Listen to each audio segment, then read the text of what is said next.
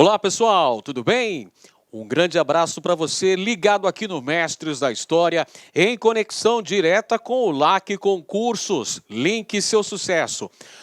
Eu sou o professor Edenilson Moraes e com muito prazer, com muita satisfação, estou chegando para trazer o nosso super projeto pedagógico que visa a sua qualificação, que visa a sua preparação focada para o concurso da Polícia Militar de Pernambuco.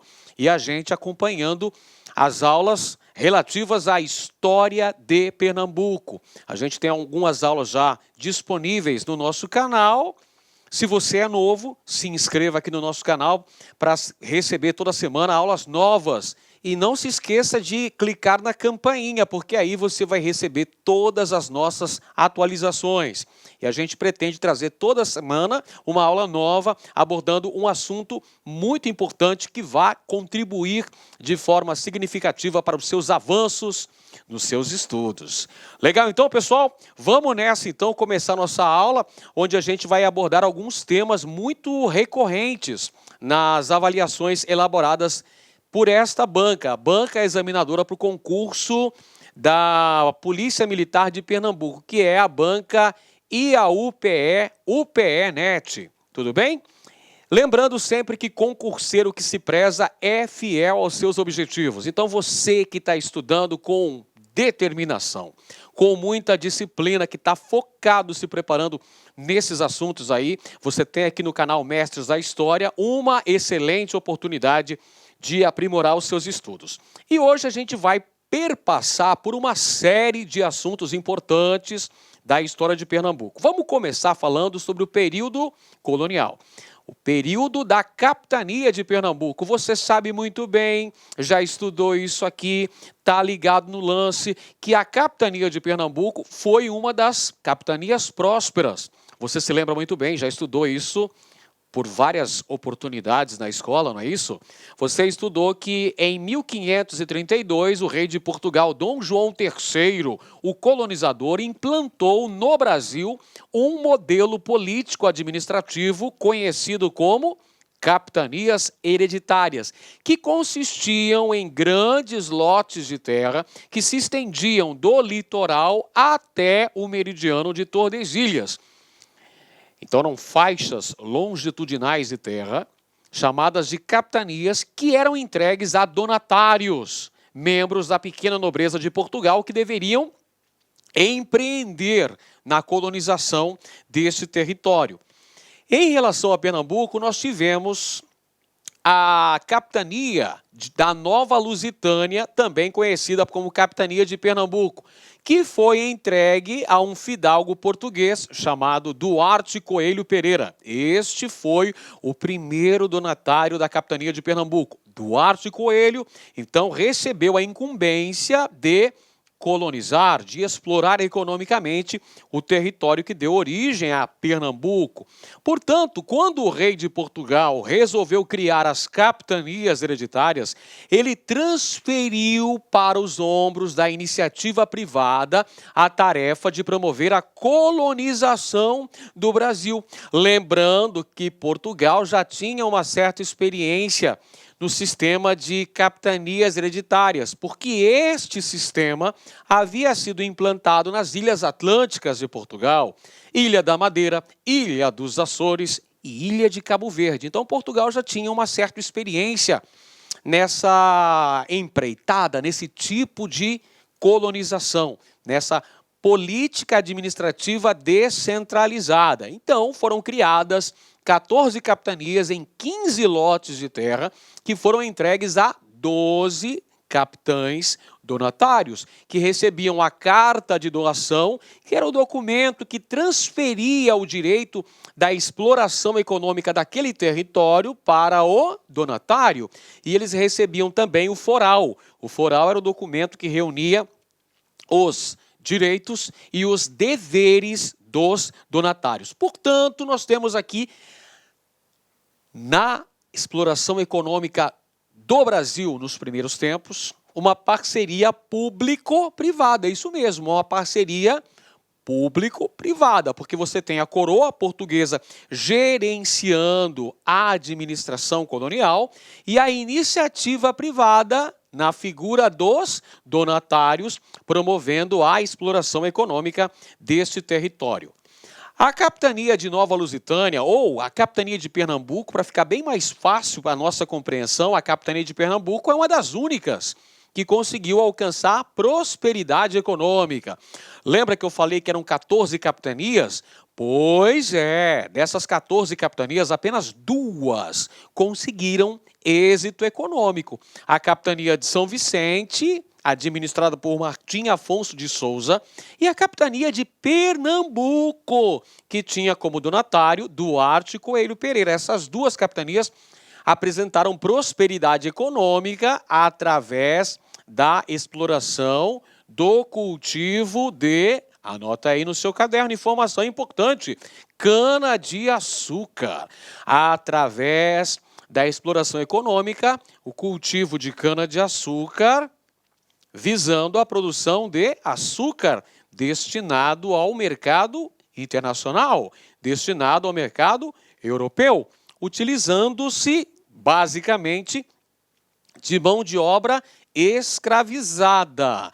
Mão de obra escravizada. Então, anota outra característica importante que perpassou a exploração econômica da América Portuguesa: utilização de mão de obra escrava. Primeiro, mão de obra escrava dos povos indígenas, uma mão de obra escrava nativa. Depois, a partir de meados do século XVI, com a importação de escravos africanos. Então, mão de obra escravizada sustentou o desenvolvimento econômico da capitania de Pernambuco. Lembrando também, pessoal, que a vida do nosso amiguinho Duarte Coelho não foi um mar de rosas, muito pelo contrário. Você pode pensar, Duarte Coelho ficou de boa administrando Pernambuco, conseguindo êxito econômico com o cultivo de cana-de-açúcar, com a produção de açúcar e seus derivados. Mas não é só isso. Ele enfrentou alguns contratempos também. Por exemplo, com os degredados. Quem eram os degredados, professor? Os degredados eram pessoas que haviam recebido alguma punição por parte da justiça portuguesa e vinham cumprir a pena de degredo, ou seja, a pena do exílio, aonde?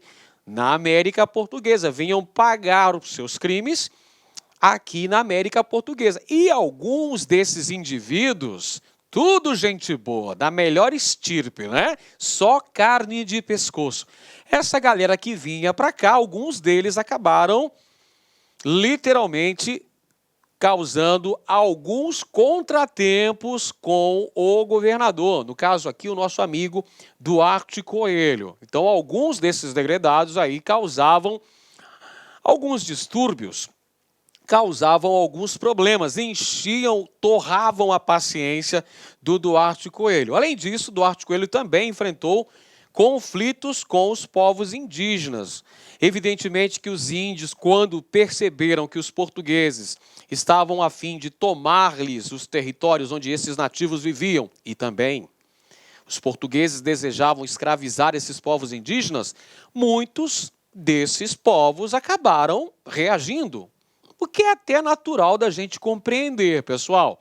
Há uma reação, uma resistência de alguns desses povos nativos que, inclusive, vão pegar em armas para defender seus territórios, defender a sua própria liberdade, o seu modo de viver.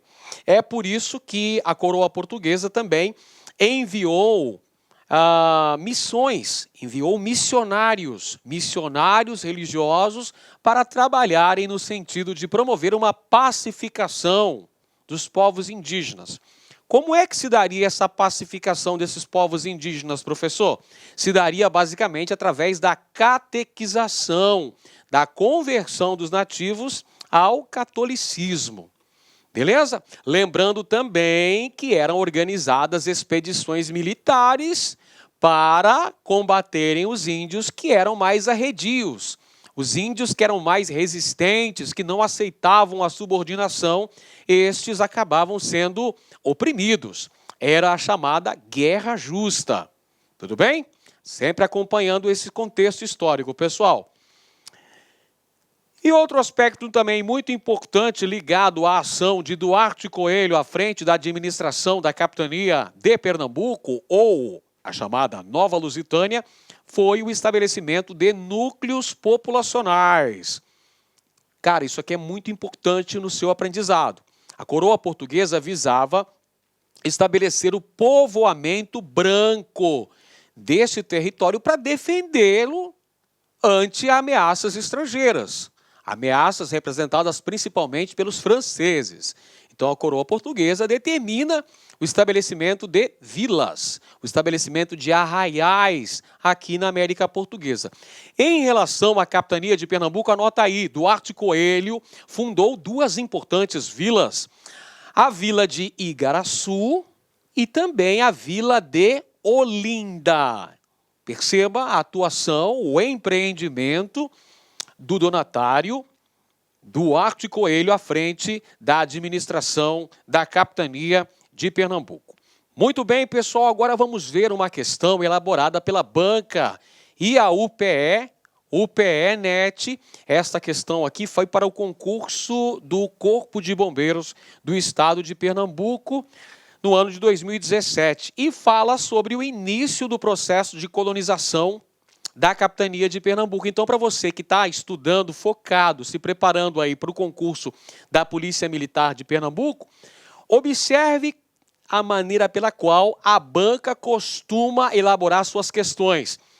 Questões que apresentam um texto, introduzindo o conteúdo que será discutido, que será debatido ao longo da questão, e apresenta também algumas alternativas, digamos que bastante extensas. A galera não gosta muito desse tipo de questão. Mas essa questão, para você que tem uma interpretação mais apurada, você que vai realmente prestar atenção, ler nas entrelinhas, fica mais claro de encontrar a alternativa correta. Quer acompanhar comigo? Vem para cá então. Olha só, o enunciado da questão diz o seguinte: são tão grandes as riquezas deste novo mundo, e da mesma maneira sua fertilidade e abundância, que não sei por qual das coisas comece primeiramente, mas, pois todas elas de muita consideração, farei uma salada na melhor forma que souber, para que fiquem claras e deem gosto. Então, esse fragmento foi retirado da obra Diálogos das Grandezas do Brasil, de autoria de Ambrósio Fernandes Brandão, no século XVII, né? Evidentemente, essa citação é do Ambrósio Fernandes Brandão e estava nessa obra Diálogos das Grandezas do Brasil, de Apude de Ambrósio Fernandes Brandão. Bacana. Então, vamos conferir aqui o comando da questão. Olha o mapa da mina, pessoal. Olha onde você começa a acertar a questão. Em relação à colonização da capitania de Pernambuco do século XVI, assinale a alternativa correta. Então foi apresentado aqui um enunciado, um fragmento do texto, onde falou que essa região apresentava uma grande quantidade de riquezas, que era uma região bastante fértil, e que haviam muitas coisas importantes para serem feitas, e que o cara ia fazer uma espécie de salada, né, para que dê em gosto, para que fosse exitoso esse processo de colonização das terras pernambucanas. Já deu uma dica da riqueza, da fertilidade, da abundância de riquezas existente nesse território. E aí vem o enunciado da questão, o comando da questão, que é muito importante. Apareceu aqui no finalzinho. O comando da questão é a chave do seu sucesso.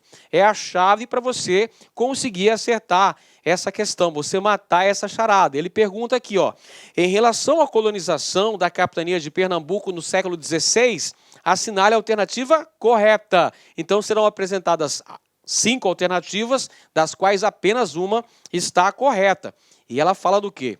Fala da colonização pernambucana nos primeiros tempos, ou seja, no século XVI. Estamos falando, basicamente, da administração de Duarte Coelho. Lembra? O primeiro capitão donatário da capitania de Pernambuco.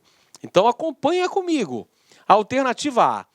Diferente do que ocorrera nas outras capitanias, Duarte Coelho fora o único donatário a receber da coroa lusitana vultosas doações para o desenvolvimento das suas terras, bem como um corpo de milícia para garantir a sua defesa, uma vez que se achava sob constante ataque dos índios caetés.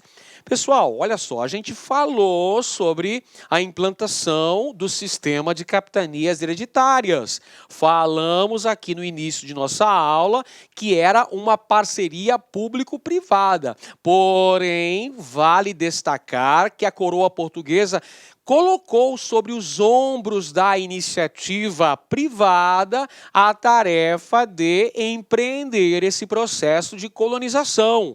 Portanto, os donatários tinham que empregar seus próprios recursos financeiros nesse empreendimento. Então, evidentemente que essa afirmação está incorreta. Vamos então para a alternativa B. Com o passar dos anos e as investidas de outros navegadores, especialmente franceses, o governo de Portugal decidiu promover a colonização da América Portuguesa por meio da instituição do governo geral. Essa atitude favoreceu sobremaneira Pernambuco, uma vez que se beneficiou da administração direta da corte. Incorreta essa afirmação, pessoal. Por quê? Vamos lá, vamos acompanhar o processo histórico. Nós falamos que o sistema das capitanias hereditárias foi implantado no ano de 1534. Lá, legal, bacana. Posteriormente, diante do fracasso da maioria das capitanias, porque só duas prosperaram efetivamente, Pernambuco e São Vicente, a coroa portuguesa resolveu centralizar a administração, criando o sistema de governo geral. Governo geral criado em 1548. 1549 chegou o primeiro governador-geral do Brasil, que foi Tomé de Souza. Tomé de Souza é o fundador da primeira capital do Brasil, Salvador, cidade localizada na capitania da Baía de Todos os Santos. Pessoal, com a chegada do governador-geral, evidentemente que isso prejudicou a capitania de Pernambuco, que não mais negociava diretamente com a coroa, com a corte. Negociava agora com o governador-geral estabelecido em Salvador. E não podemos esquecer também que rolou uma treta muito louca envolvendo Duarte Coelho e o primeiro governador Tomé de Souza. Beleza? Então nós temos atritos envolvendo aí capitães donatários, inclusive o governante de Pernambuco, Duarte Coelho, com o primeiro governador-geral, Tomé de Souza. Portanto, também está incorreta a alternativa B. Vamos então para a alternativa C, ora bolas. Letra C. Além do trabalho na agricultura, a presença africana era necessária para a abertura de novas áreas no território, dominado muitas vezes por índios que faziam guerra aos portugueses e impediam o avanço, principalmente em direção ao sertão. Maravilha! Pode assinalar com convicção que esta é a alternativa correta. Letra C de casa. Falamos aqui da mão de obra compulsória. Falamos aqui da mão de obra escrava. A presença de africanos escravizados foi de importância vital para o sucesso da capitania de Pernambuco, porque eles estavam nos árduos trabalhos da agricultura comercial, do cultivo de cana-de-açúcar e o beneficiamento da mesma, com a produção de açúcar e seus derivados, e esses escravos também atuavam nas mais variadas funções. Haviam escravos de eito, que estavam diretamente relacionados ao circuito produtivo, haviam escravos domésticos e haviam também os escravos de ganho. Então, os escravos foram utilizados nas mais diferentes atividades econômicas e eles foram de importância fundamental até para a ampliação do domínio territorial aqui na América Portuguesa, principalmente no que diz respeito à conquista do sertão. a conquista do sertão, que só aconteceu ao longo dos séculos XVII e começo do século XVIII, com a expansão da pecuária através do Vale do Rio São Francisco. Tudo bem, pessoal? Então, alternativa correta, letra C, importância fundamental da mão de obra escrava para o sucesso do empreendimento econômico da capitania de Pernambuco. Alternativa D, vamos conferir por que está errada a alternativa D. A questão de povoamento não... Olha lá a palavrinha, pessoal. Palavrinha-chave. Vamos até circular essa palavrinha. Não. A questão do povoamento não enfrentava contratempos, especialmente devido aos condenados pela Justiça Reinol. Quem que eram esses condenados pela Justiça Reinol? Eram os degredados, aqueles que cumpriam penas determinadas pela justiça portuguesa. Então eles vinham para o exílio, vinham para o degredo, que eram punidos com o degredo para o Brasil. Estes, além de resolverem o problema da falta de cidadãos portugueses dispostos a colonizar o Novo Mundo, colaboravam para o bom serviço que o capitão donatário pretendia prestar à coroa. Não! Muitas vezes, esses degredados foram uma pedra no sapato de Duarte Coelho. Muitas vezes, alguns contratempos aconteceram, envolvendo o governador e esses degredados portugueses. E a alternativa E, as alianças estabelecidas com os indígenas permitiram a Duarte Coelho o estabelecimento de 2 vilas nas terras de Pernambuco. Palavrinha mágica, circula ela aí, meu amigo. Sem a necessidade de conflitos com os naturais da terra. A primeira delas, fundada logo na chegada do capitão donatário, a sua capitania foi denominada de Igaraçu. A segunda, chamada de Olinda, distante 5 léguas da primeira, logo passou a ser a sede da capitania. Pessoal, essa afirmação está incorreta. O que está incorreto aí, professor? Essa palavrinha aqui, meu amigo, olha, sem a necessidade de conflitos. Eu falei para os senhores agora no início da aula que a vida do Duarte Coelho não foi um mar de rosa, não foi tudo azul. Nada disso, não foi um paraíso. Ele enfrentou alguns contratempos, alguns problemas tiveram que ser solucionados. Contratempos com os degredados, conflitos com algumas nações indígenas. Realmente, o Duarte Coelho fundou 2 vilas em Pernambuco. Igaraçu, a primeira delas, e Olinda, distante 5 léguas, que acabou sendo a primeira sede administrativa da então capitania de Pernambuco. O que ferra essa alternativa aqui, pessoal, é essa palavrinha aqui, sem, porque houve conflitos com os povos nativos aqui da América Portuguesa. Por falar em povos nativos, vamos comentar agora como é que se davam as relações envolvendo indígenas e colonizadores aqui na América Portuguesa, em especial na capitania de Pernambuco. Olha só, primeiro ponto importante, pessoal, é perceber que na capitania de Pernambuco existia uma grande diversidade de povos indígenas. Olha só. Quando os portugueses chegaram à América, vão começar o processo de colonização, são criadas as capitanias, eles vão se deparar com uma grande variedade de povos indígenas habitando esse território. Então, Duarte Coelho, quando chega à capitania, que lhe fora conferida, a Nova Lusitânia ou a capitania de Pernambuco, então ele vai encontrar uma grande diversidade de povos indígenas e nós teremos aí um processo de constantes conflitos envolvendo os colonizadores portugueses e os povos nativos desse território, no caso, os indígenas. Por que vão acontecer esses conflitos, professor? Ora, esses conflitos vão ocorrer em razão do desejo português de explorar economicamente esse território, de tomar essas terras que pertenciam aos índios e de escravizá-los e exterminá-los. Então, evidentemente, isso gera uma reação por parte de alguns desses povos indígenas que vão se armar para defender seus direitos, o próprio direito de continuar vivo, de continuar livre, de defender o território, as terras de onde eles retiravam o seu sustento. Então, ocorrem conflitos envolvendo indígenas e colonizadores. É por essa razão que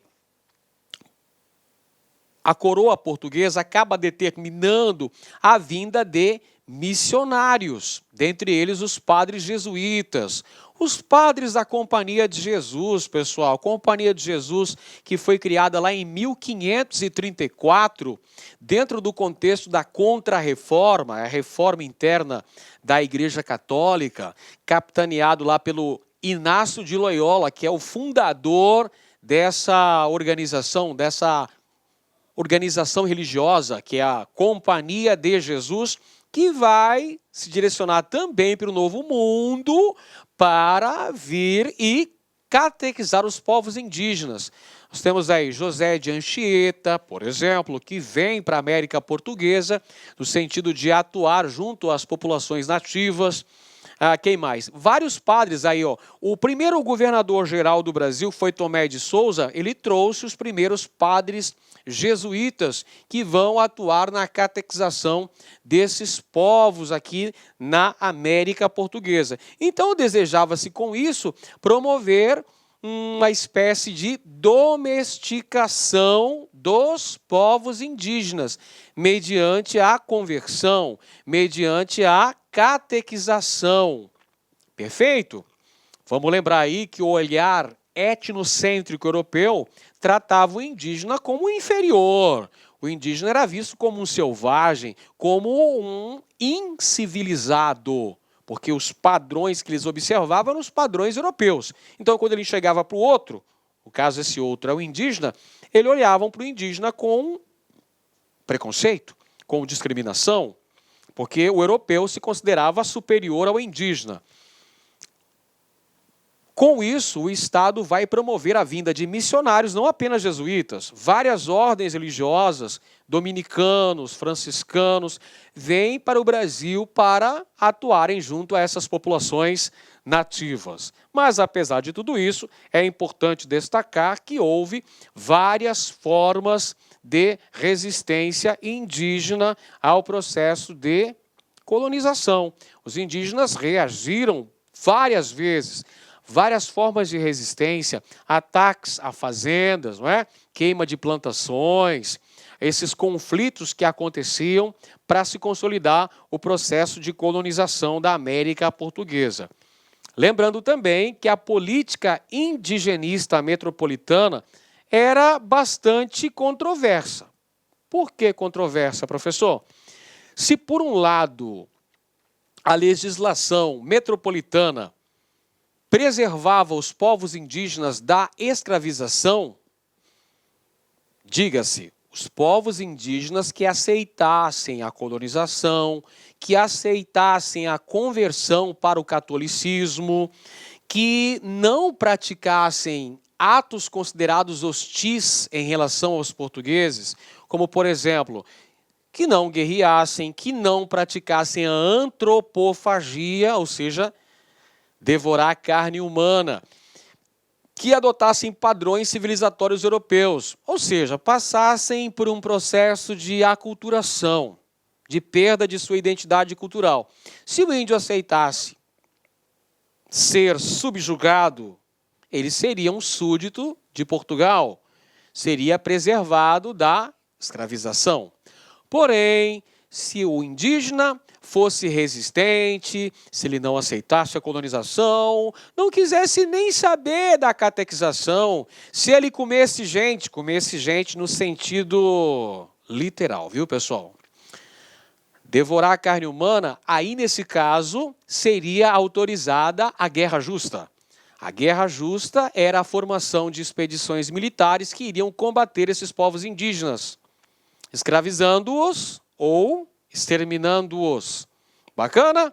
Muito bem, então. Vamos então conferir agora sim, agora chegou a hora da onça beber água.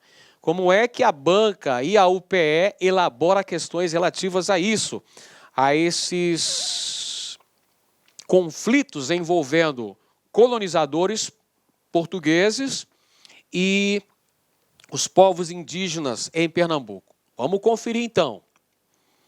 Começa sempre com um fragmento de texto, para justamente averiguar a sua paciência e a sua capacidade de interpretação desse texto. Vamos conferir, pessoal.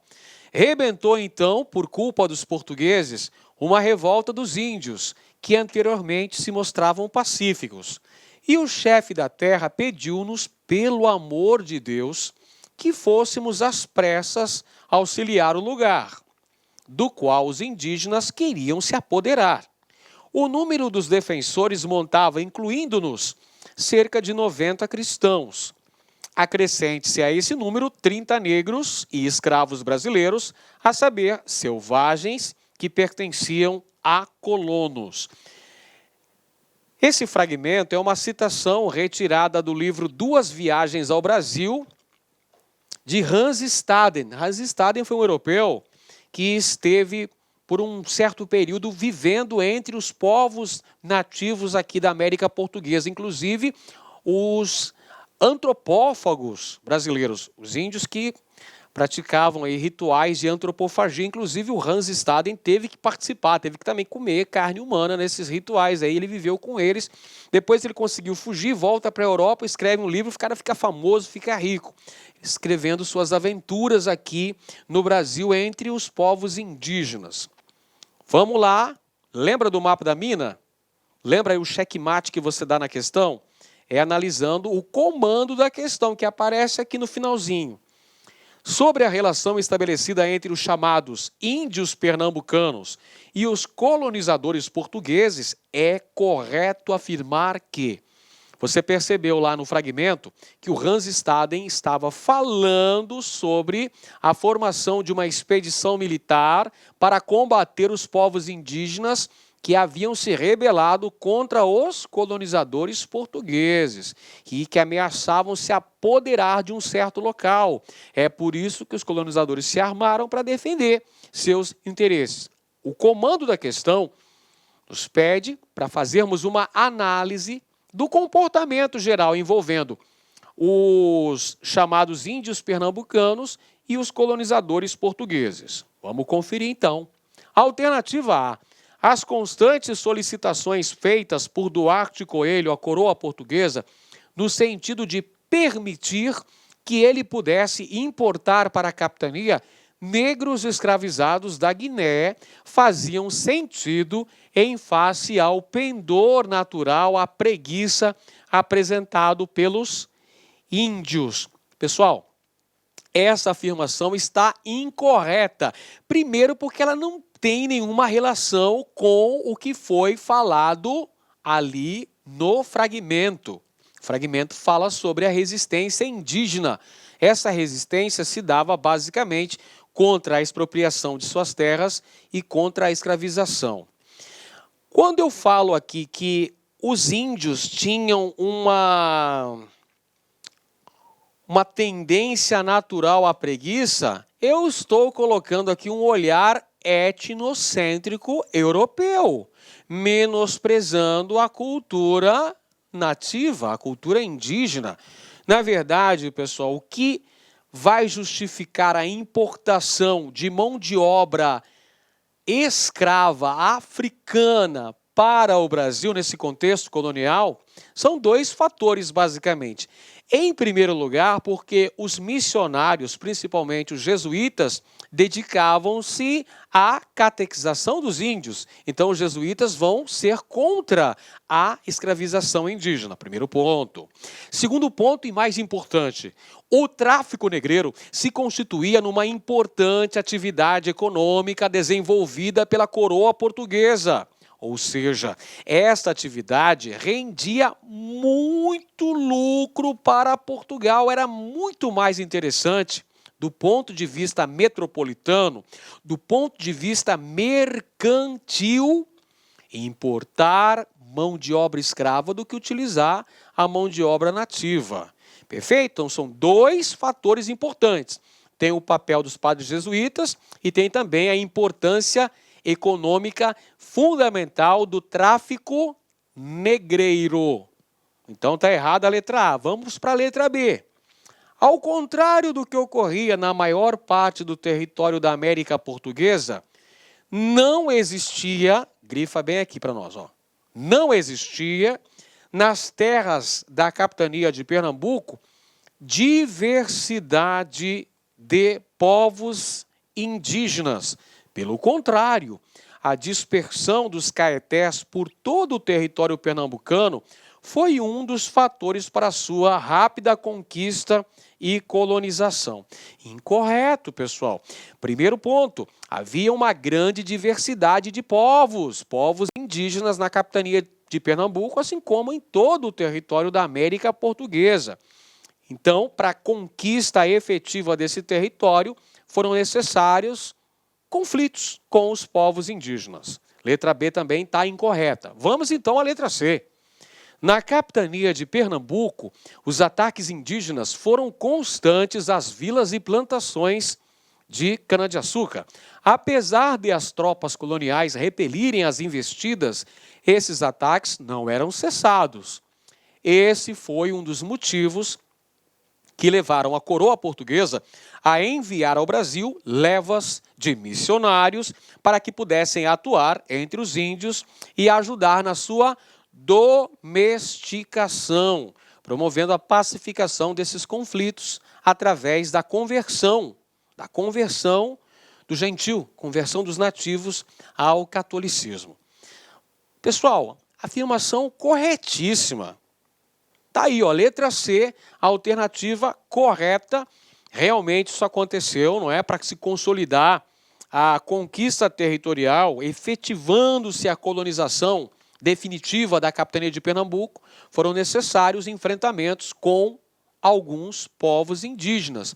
E, para ajudar nesse contexto histórico, a coroa portuguesa enviou levas de missionários, com destaque para os padres jesuítas. Os padres jesuítas, Manuel da Nóbrega, José de Anchieta, são alguns jesuítas que para cá vieram e atuaram na catequização dos indígenas. Letra D agora aqui, pessoal, os inúmeros contatos que os europeus cristãos estabeleceram com os povos indígenas a partir de um determinado momento da colonização foram mediados por uma lógica colonizadora de opressão, imposição, negação impostas pela superioridade dos colonos portugueses. Essa era tamanha que não permitiu o desenvolvimento de qualquer forma de resistência indígena. Pessoal, tem uma palavrinha aqui que acaba comprometendo toda essa afirmação. É a palavra não. Se nós não tivéssemos essa palavra não aqui, pessoal, esta afirmação estaria correta. Então, ocorreram inúmeros contatos envolvendo os colonizadores europeus, cristãos, os portugueses e os povos indígenas? Sim, vários momentos aí, contatos, ora amistosos, ora contatos belicosos, gerando conflitos, gerando guerras, revoltas indígenas.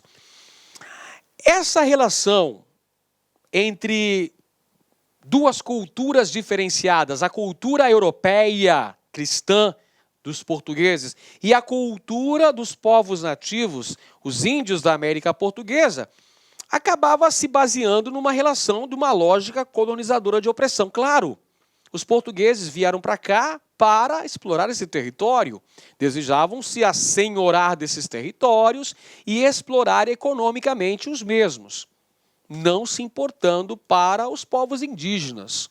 Perfeito? Os povos indígenas, então, eram vistos como inferiores. Dentro dessa lógica colonizadora opressora de imposição. Imposição do quê? Imposição dos valores europeus, imposição da fé católica, de negação, exatamente, negação até de olhar para o indígena como um ser humano. Olhava para o indígena como um inferior, como um bárbaro, como um selvagem, um primitivo. Ok? Então havia esse etnocentrismo europeu, então o europeu visto como uma coisa superior, o europeu visto como o civilizado, o europeu visto como o desenvolvido, o evoluído, e o índio, dentro dessa ótica, o índio era visto pelo europeu como um selvagem. Tudo bem? Havia, então, essa visão calcada num etnocentrismo europeu. Tudo bem, bacana, ok. Agora, isso impediu a ocorrência de formas de resistência? De maneira nenhuma, meu amigo. Foram vários episódios que marcaram essa resistência indígena. Queima de plantações, ataques a fazendas, conflitos militares. Por exemplo, para a conquista do sertão do Nordeste, no contexto histórico de expansão da pecuária, foram necessários vários enfrentamentos, gerando inclusive um conjunto de batalhas marcando a rivalidade entre os colonizadores portugueses e os povos indígenas, que ficou conhecido como Guerra dos Bárbaros, dentro do contexto da conquista do sertão do Cariri, a região do Vale do Rio São Francisco. E a alternativa E, a história das relações sociais entre os missionários franciscanos e indígenas na capitania de Pernambuco, revela a existência de inúmeros contatos ao longo do período colonial. Mais preocupados com a catequese dos povos indígenas, não exerceram nenhuma influência na política indigenista adotada pela metrópole. Mais uma palavrinha aqui, ó, que bota tudo a perder, pessoal. É claro que os missionários que foram enviados para a capitania de Pernambuco, eles não tratavam exclusivamente da conversão dos povos indígenas. Eles tinham alguns outros interesses, inclusive interesses econômicos também. Nós podemos mencionar, por exemplo, os jesuítas, que tinham um interesse econômico muito grande na exploração das drogas do sertão, na região da Amazônia, assim como as outras ordens religiosas que para cá também vieram, a exemplo dos franciscanos. Eles também vão atuar dentro da política indigenista adotada pela coroa portuguesa. Muito bem, vamos em frente aqui. Agora a gente fala sobre os quilombos. Bom, a gente acabou de falar da resistência indígena. Agora vamos falar das formas de resistência dos africanos escravizados. Os africanos que foram trazidos para o Brasil na condição de escravos e atuaram nas mais diversas atividades econômicas, também empreenderam formas de resistência. Queima de plantações, assassinato de feitores, formação de quilombos, que eram aquelas comunidades de fugitivos da ordem escravista. Os quilombos se proliferaram ao longo do período de vigência da escravatura, tanto ao longo do período colonial, quanto durante o período imperial também. E nós tivemos, então, como principal quilombo registrado pela historiografia brasileira, o Quilombo dos Palmares, que, na verdade, era uma confederação de quilombos, eram vários quilombos reunidos.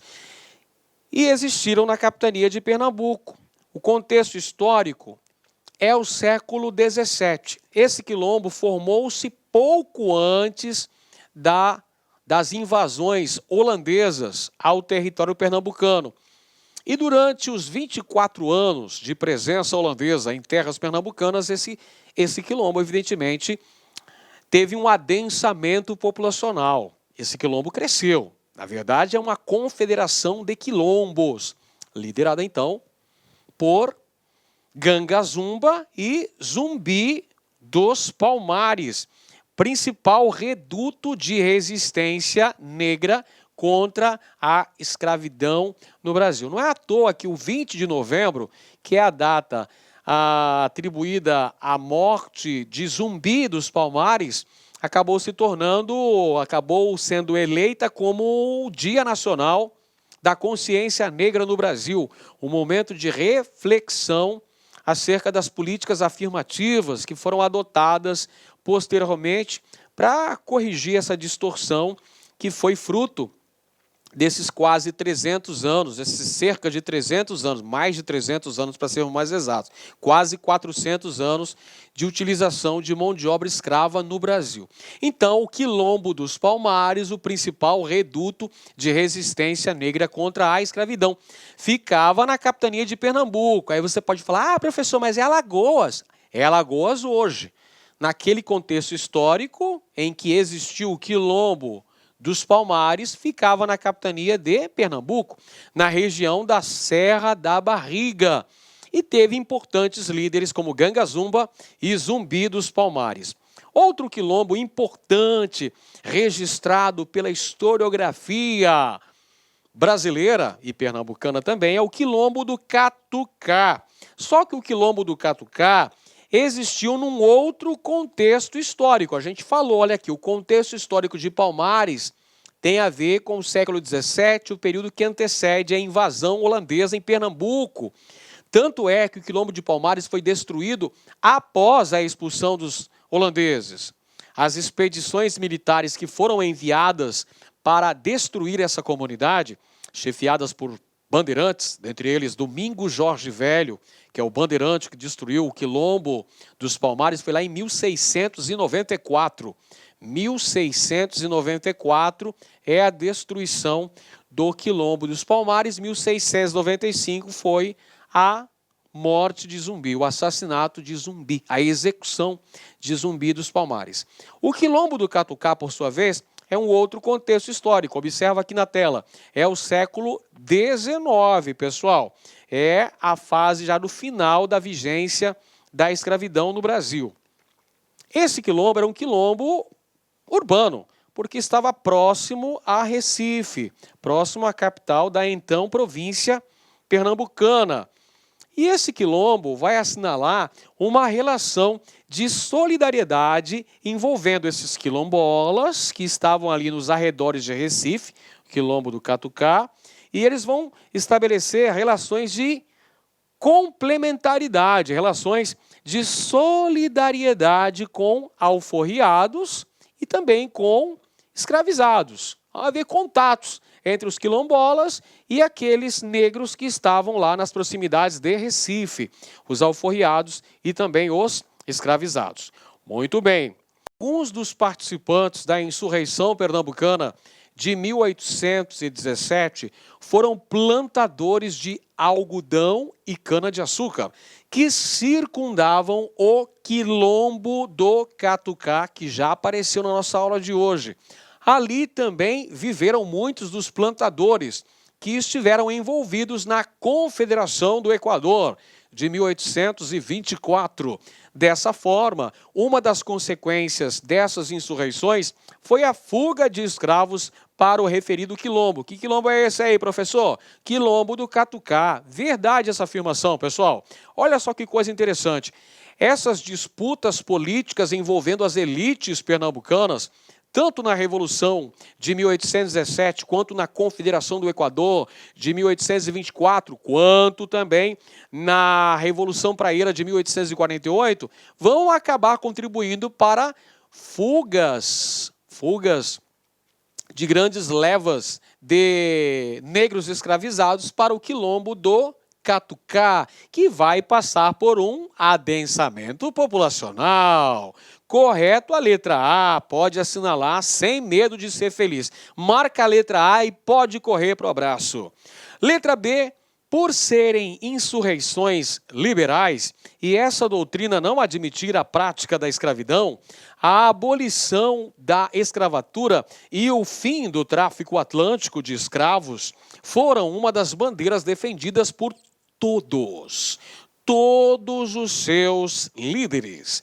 Essa medida fez com que os cativos pegassem em armas e lutassem contra as tropas reais. Incorreto, pessoal? Nenhum desses movimentos teve caráter abolicionista. Presta bem atenção. Esses elementos que faziam parte desses movimentos, quem eram esses líderes? Eles eram indivíduos das classes hegemônicas, eram indivíduos das classes dominantes. E a classe dominante usava que mão de obra mesmo? Você lembra? Usava mão de obra escrava. Então você acha que eles iam querer acabar com a escravidão? Iriam querer ser abolicionistas? Lógico que não. Está errada a letra B. Letra C. Na década de 1840, havia duas facções competindo pelo poder na província de Pernambuco. O levante dos praieiros está relacionado com as disputas entre esses dois grupos das elites locais pelo governo de Pernambuco. Não, olha a palavrinha mágica, não existindo assim nenhuma conexão com as disputas parlamentares na corte. Claro que haviam relações aí muito grandes com a disputa na corte. Lá na corte estavam disputando o poder político no Brasil, de um lado os saquaremas. Quem eram esses saquaremas aí, professor? Eram os conservadores. Conservadores, também chamados de saquaremas. E de outro lado estavam os luzias. Os luzias eram justamente os liberais.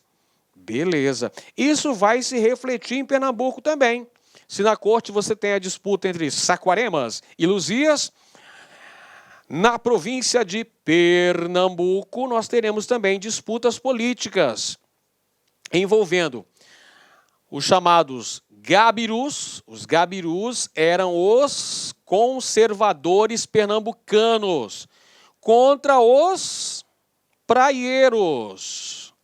Praieiros eram os liberais radicais da província de Pernambuco. Então vai ter aqui, olha só, essa disputa política que aconteceu em Pernambuco, lá entre 1848 e 1850, na chamada Revolução Praieira, era um reflexo das disputas políticas que aconteciam a nível nacional, a nível do Império, envolvendo lá na corte. De um lado, conservadores, de outro, os liberais. Então, por isso que está errada a letra C, porque fala que não existia nenhum tipo de conexão com as disputas a nível imperial. Errado. Letra D. Os descontentamentos resultantes da outorga da Constituição de 1817 pela Corte foram claramente manifestados em Pernambuco. Esse fato acabou insuflando as elites pernambucanas que proclamaram a República, adotando provisoriamente a Constituição estadunidense.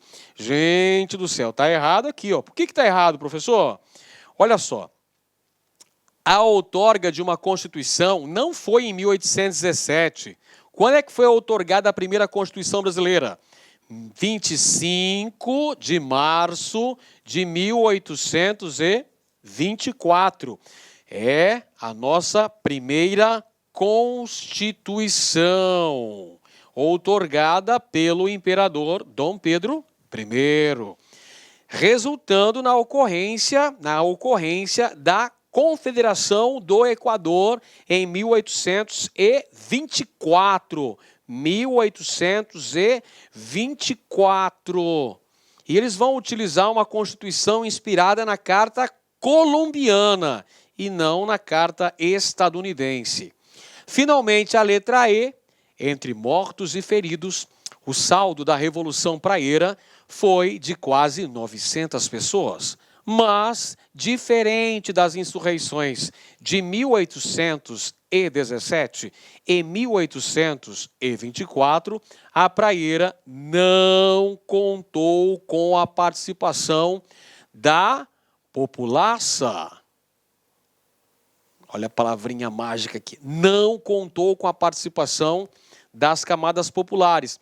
A presença das classes perigosas nas duas primeiras insurreições liberais fez com que a repressão fosse muito maior.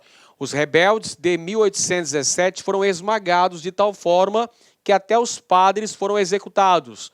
Algo inusitado no mundo colonial lusitano e que se repetiria em 1824. Então essa afirmação está incorreta, pessoal. Por quê? Porque na Praieira também nós tivemos o envolvimento de camadas desfavorecidas. Ó, lembrando aqui, pessoal, o que nós temos de importante aqui? Tanto a Revolução Pernambucana de 1817, quanto a Confederação do Equador de 1824, quanto a Revolução Praieira de 1848, são movimentos liderados pelas camadas dominantes. São, portanto, movimentos elitistas. São movimentos que defendiam basicamente os interesses político-econômicos das classes mais abastadas. Tanto é que nenhum desses movimentos falava em acabar definitivamente com a escravidão. Então, eram movimentos articulados no seio das elites pernambucanas. Está errada essa afirmação, letra E. Finalmente, a gente vem concluindo a nossa aula falando um pouquinho sobre a cultura pernambucana do século XX, abordando essas duas figuras importantíssimas na história de Pernambuco. Gilberto Freire, figuras importantes na história e na cultura. Gilberto Freire e Ariano Suassuna.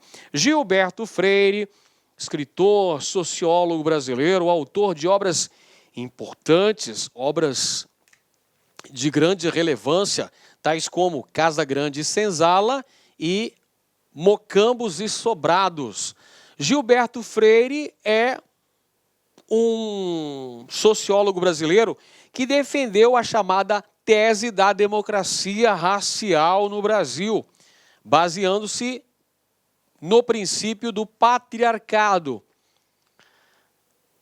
colocando ali que houve uma certa relação ali patriarcal envolvendo os contatos entre os senhores e os escravos. Então, criando essa espécie do caldinho brasileiro ali, ou seja, de uma escravidão um pouquinho mais branda.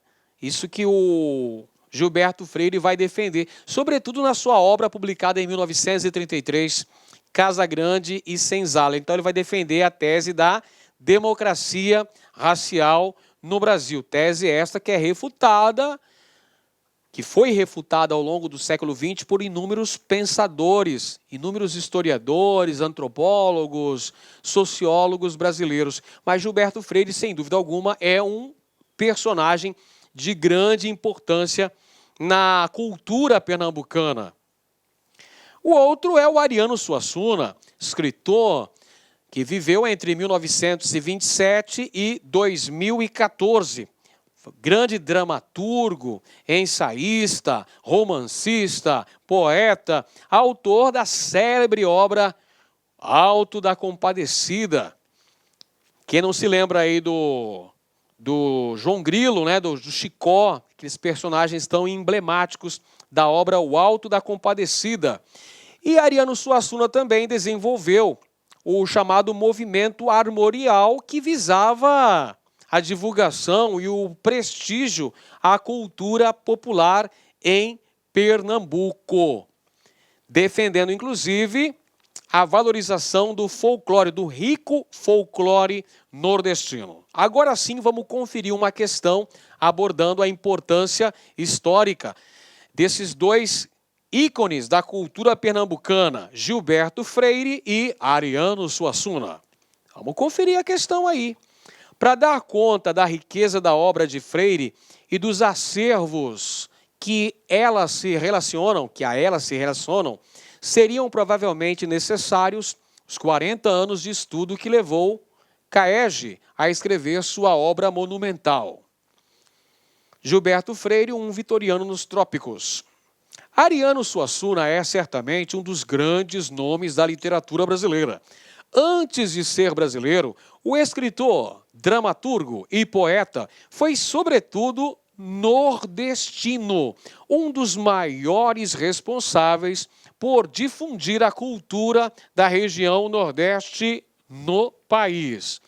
Em relação a esses dois personagens que tanto contribuíram com a cultura pernambucana, assinale a alternativa correta. Alternativa A. Apesar do grande sucesso das obras freirianas, existe uma grande crítica pelo fato de o autor não ter levado em consideração o patriarcado como um dos principais elementos formadores da sociedade brasileira. uma vez que foi em torno da família patriarcal que o Brasil nasceu e se organizou como sociedade. Diante de imprecisões como esta, sua obra já de há muito não é levada em consideração por historiadores, antropólogos e sociólogos. Logicamente que essa afirmação está incorreta, pessoal, porque o Gilberto Freire levou em consideração para a redação de suas obras principais, sobretudo Casa Grande e Senzala, que é a obra seminal de Gilberto Freire. E também Sobrados e Mocambos levou em consideração a questão do patriarcado na formação da sociedade brasileira. Apesar das críticas, ele é muito considerado por sociólogos, antropólogos e historiadores. Letra B. Em uma de suas mais conhecidas obras, Vidas Secas, Ariano Suassuna trata das raízes da opressão no campo brasileiro, passando por temas como as relações de poder instituídas no campo. O autor discorre o cotidiano sertanejo de forma leve e bem-humorado. Pessoal, está incorreta essa afirmação, porque todo mundo sabe que a obra seminal de Ariano Suassuna é O Alto da Compadecida. Vidas Secas não foi ele quem escreveu. Vidas Secas é de Graciliano Ramos, outro importante escritor brasileiro do século XX. Mas Vidas Secas não é de Ariano Suassuna. Ariano Suassuna a gente já sabe lá da obra O Alto da Compadecida. Vamos para a letra C, então. Crítico da democracia racial. Então vamos lá, olha só. Crítico da democracia racial. Não, gente. Gilberto Freire era um defensor da tese da democracia racial. Então vamos lá. Crítico da democracia racial, tese que defende a inexistência do racismo e da discriminação racial no Brasil, Gilberto Freire, em sua obra Casa Grande e Senzala, destrói essa ideia, afirmando que a elite branca defendeu essa tese para obscurecer as formas de opressão racial. Contrário.